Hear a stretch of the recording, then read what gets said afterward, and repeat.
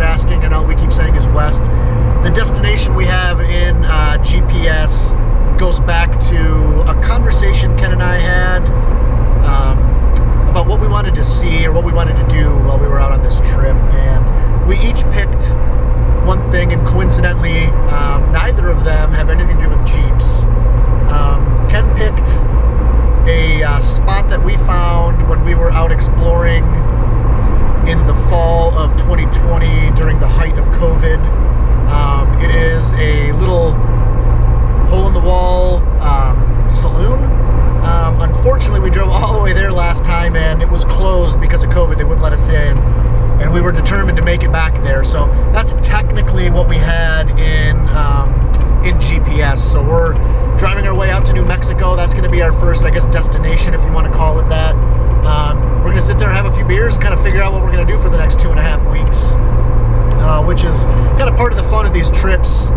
You know, don't really have a destination in mind. We don't really make an itinerary. We just kind of wing it, go out exploring, and go find cool, off the beaten path, areas to just to venture out in and just kind of hang out. It's really what we're doing. Just disconnect, for a while and just enjoy our time.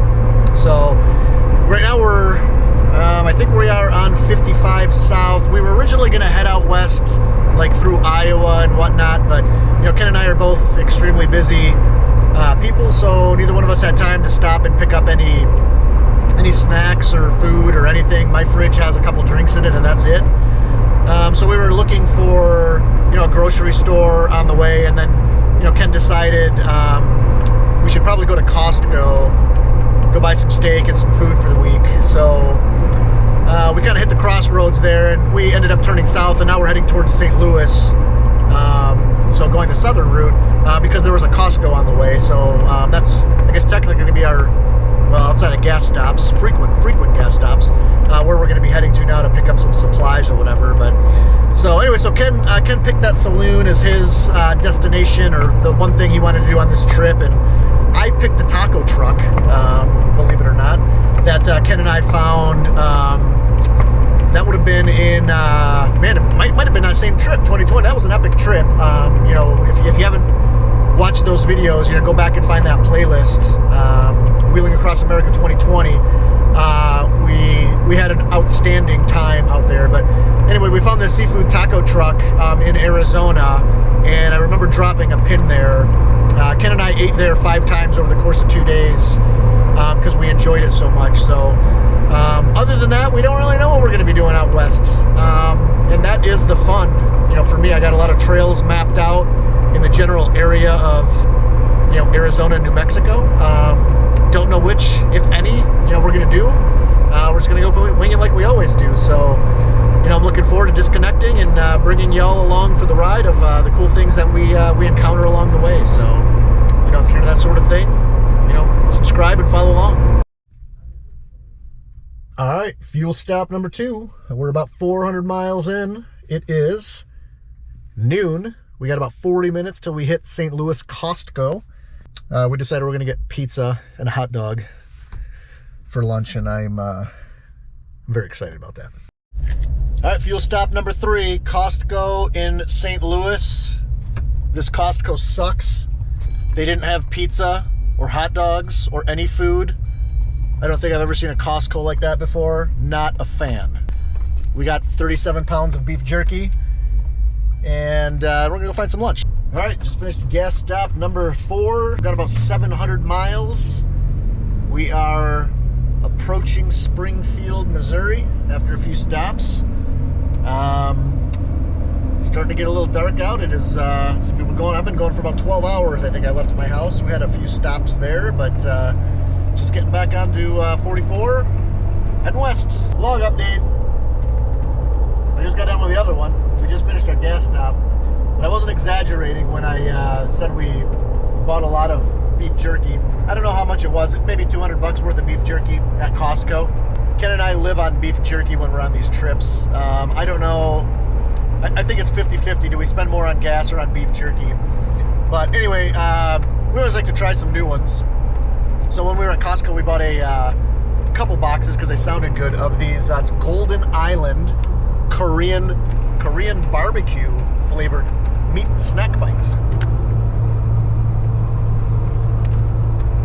And they are quite delicious. I'm on my third bag already. So, yeah, I don't know where these came from. Never heard of them, but they are legit. All right, road update. Do not know if you're even going to be able to see me. It is almost 8 p.m. Eastern time. So we've been on the road for, man, what time did I pick Ken up? About 6 o'clock, so roughly 14 hours. Got about 870 miles. Just stopped for gas. Putting a nice dent in the beef jerky pile. Undecided on how much farther we're going to drive today. We're really in no hurry because our destination doesn't open until the evening tomorrow.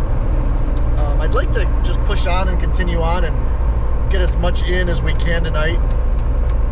We'll give us a short day tomorrow. Maybe we can hit a trail before the saloon opens. All going to be dependent on Ken, I guess. I don't know how tired he is or if he's good to go or not. But anyways, we're just outside of Tulsa, Oklahoma. Got Squid Game on. Definitely not watching it while I'm driving. I'm just listening. But anyways, yeah, doing good. Making some good time, making some good progress. I think we decided we're going to make it all the way to Amarillo this evening. So we got about 4 hours left to go. We have driven about 1,000 miles with about 270 more to go. All right, so we just stopped at the gas station again. Got about 1,100 miles in. I got a slice of pizza and a fruit cup. All right, so we pushed through, made it to Amarillo. We've been driving all day and just a nice warm bed. Sounded nice. It is 28 degrees currently in Amarillo, so it's pretty chilly. Here's our stats for the day. Did about 1,270 miles by the time we get there, and just over 19 hours of driving today. So, fun day. Probably could have gone a little longer, but no need to push it. We are in no hurry. Ken, remember the first trip we made out here to Amarillo, and we were complaining that it was like super cold? Yep, and then the second trip we had snow. The second trip we had snow. Now everything is iced over. It's froze. The defrost has been running for a minute. Everything's froze. Why is it so cold here? I don't know. I don't like Amarillo, Texas. Everyone gives Michigan shit for being cold, but what the hell's this? Yeah, we don't have ice at home. Not today. All right, got a little update here for you. So we left Michigan at 5 a.m. in the morning on Friday. At about 1:30 in the morning Saturday, we finally stopped driving. We went all the way from Michigan to Amarillo, Texas. Decided we were going to get a hotel because we slept so long. Our Jeeps were froze when we got down here from the hotel this morning. We are now going to head over to Waffle House for some required Waffle House breakfast. And then we're going to go get some groceries, and we're going to head to the mountains and deserts. Bob's got a couple trails picked out already. So let's go get some breakfast, and let's hit the road so we can get to the trails. I think we're only like 4.5 hours from today's destination, which we're not going to share with you yet. But we're probably... He ruins everything.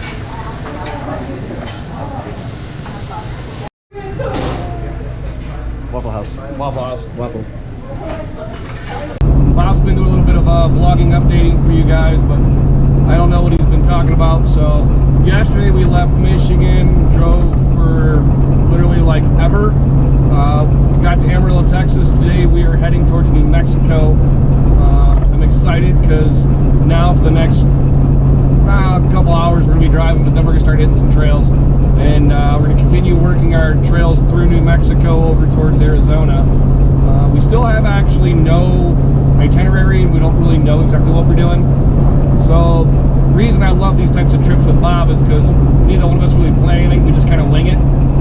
He marks like 50 million trails available on his app, and we just kind of pick and choose where we want to go when we get there and when we make a decision.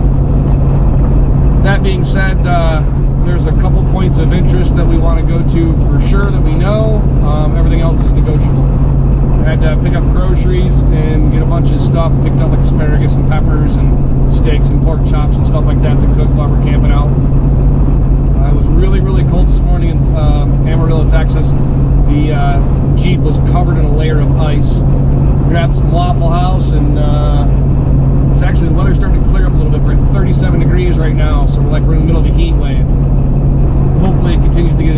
marginally better. Anything over 30, and I can be content camping. So here's another fun little topic. This is the furthest I have driven my Wrangler since all the major modifications, which would be like the Hemi engine, the Fusion axles, the 38-inch tires and everything. I did a couple small little trips in Michigan, which it's hard to get a really good feel for the vehicle in such a short trip. I hauled it on a trailer down to Uwharrie, North Carolina, and I've hauled it out to Moab, but I hauled it on a trailer, so I didn't really drive it a whole lot. Before leaving Michigan, I had less than like 4,000 miles on everything, and I think a good portion of those miles were actually my son Blake driving it for various business reasons. So maybe he has had almost as many miles on this vehicle as I have. That being said, yesterday we drove like 19 hours.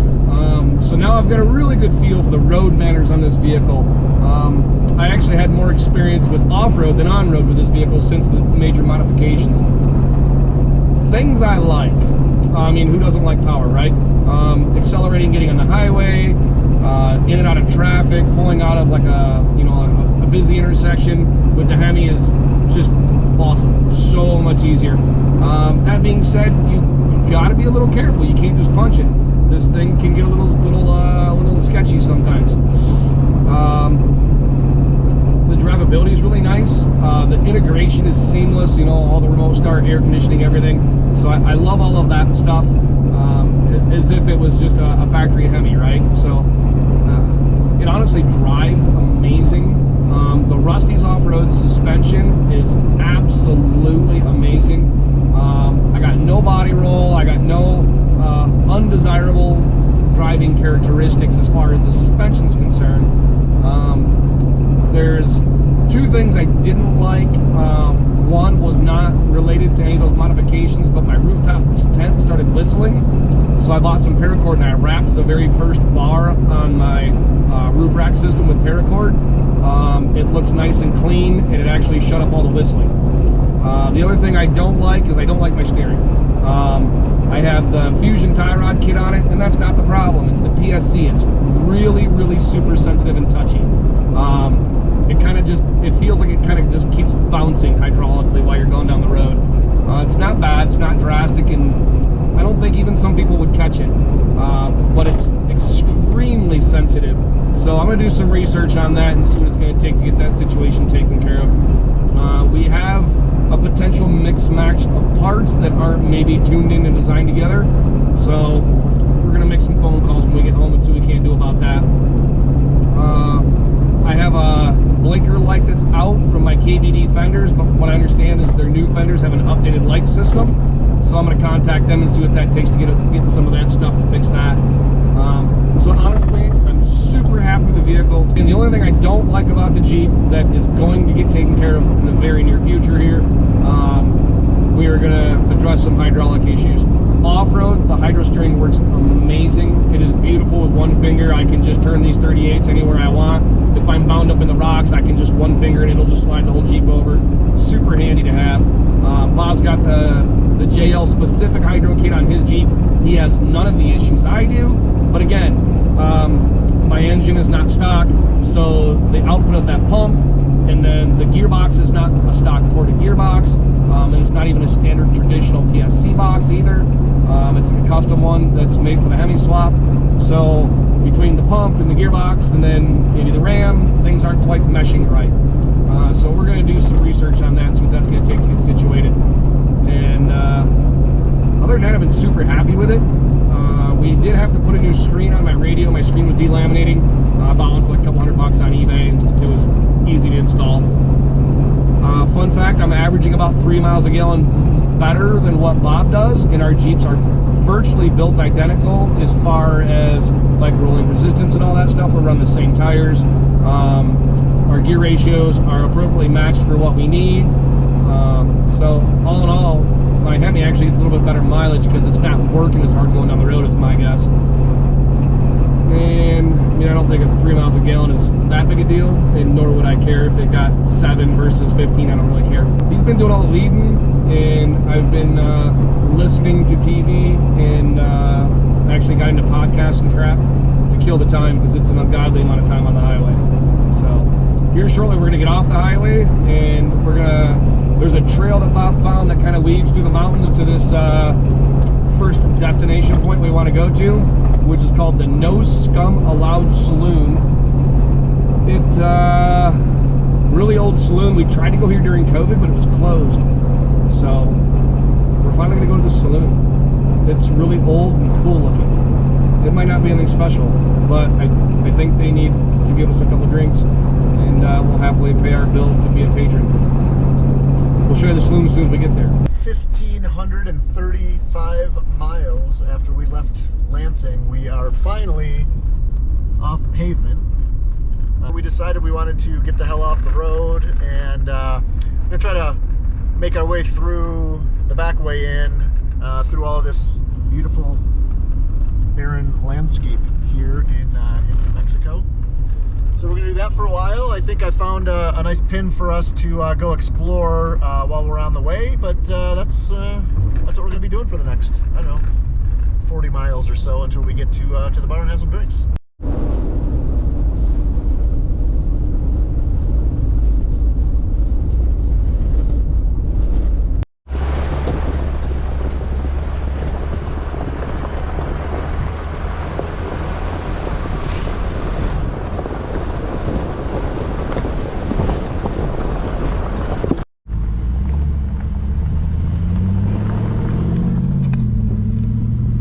I don't think that thing's ever seen a Jeep.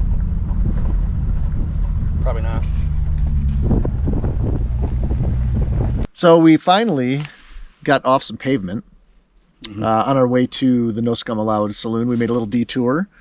I found a trail online that said that this is the initial impact site of the UFO, Ken, that landed outside of Roswell. Initial impressions. Actually, it's cow crap, because there's cow crap There's cow crap everywhere. Anyway, so yeah, this is the supposedly an alien crash site. impact site, not the crash site. They didn't recover anything here. That's what it said. I don't know. It's what I read online, so you know it's true. But anyway, let's give you a tour. So here is the ground, and here is a big hole. There's a big old pile of poo. Right, and here's Ken. And Right there's a lot of poo. Big old pile of poo. Ken, let's go to the bar. There's an elk on the side. That was unbelievable.